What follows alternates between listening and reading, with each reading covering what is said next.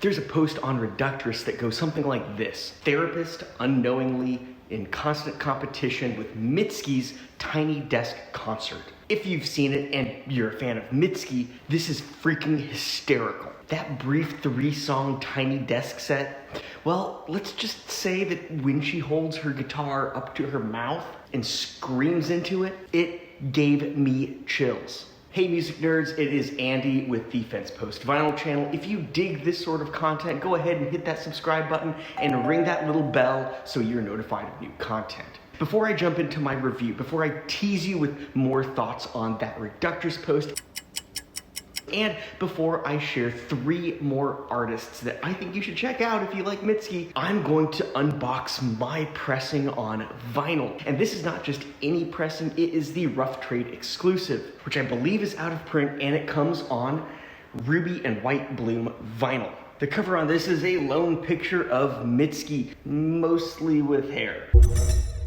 And this little lightning style silver crackling streaks. It's actually embossed.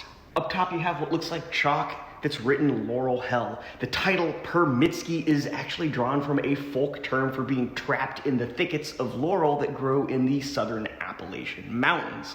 For you older folks, it just makes me think of Richard Hell, of Neon Boys' early television, The Heartbreakers, and of course, Richard Hell and the Voidoids. You get more of the lightning cracks on the back, but it's a full color spread of Mitski herself. That same photo from the front, just cropped differently. You've got her in the red, which is gonna be a call out to the vinyl, and the white background, which is a call out to the vinyl too. The inside is more lightning and some lyrics. I love how this is laid out. It almost is given this kind of world-like appearance. It's kind of random, seemingly, but still kind of neat.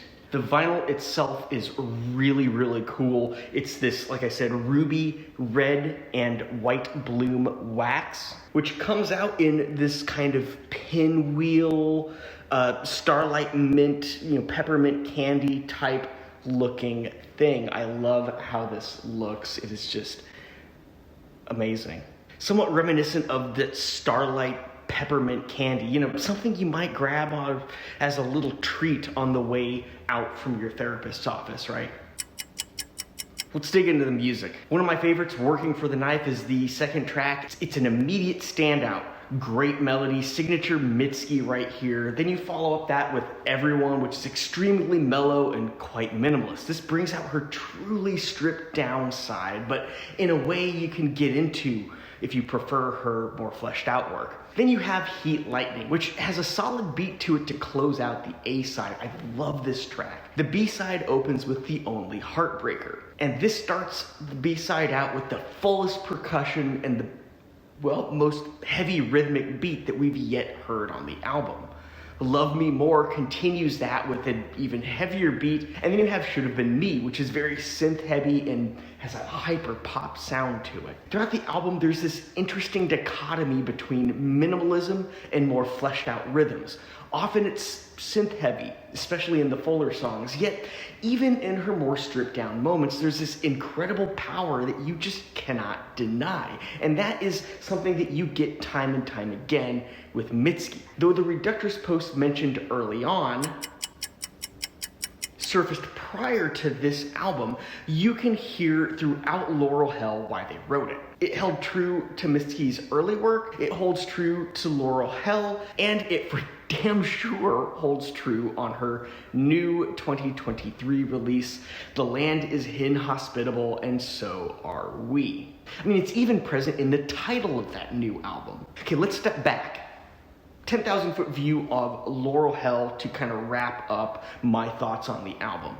It's emotive without being too emo. It's sad without being mopey. It's introspective without being too intricately complex. And for my young viewers, it's probably not going to help you get through all your traumas, but it will be a great soundtrack to and from your therapy session. So if you are a fan of Mitski and Laurel Hell, here are a few artists I'd recommend checking out as well. First up, Angel Olsen, in particular, Whole New Mess. This is from 2020, plenty of stripped down melodies if you like Mitski's softer side. You've got Julia Jacqueline out of Australia. This is her 2022 release, Pre-Pleasure, and of course one of my all-time favorites is Crushing. Great for the more contemplative and emotive side of Mitski. And of course Julian Baker, part of the power group Boy Genius. I'd recommend Sprained Ankle. This one I believe is 2015. Raw, gritty, powerful, so good. What do you think of Laurel Hell? What do you think of the Rough Trade exclusive? Let me know down in the comments. And if you like Mitski, I definitely recommend checking these guys out right here because you should probably like them too. I'm Andy, this is the FENSEPOST Vinyl Channel, and I will see you in the next video.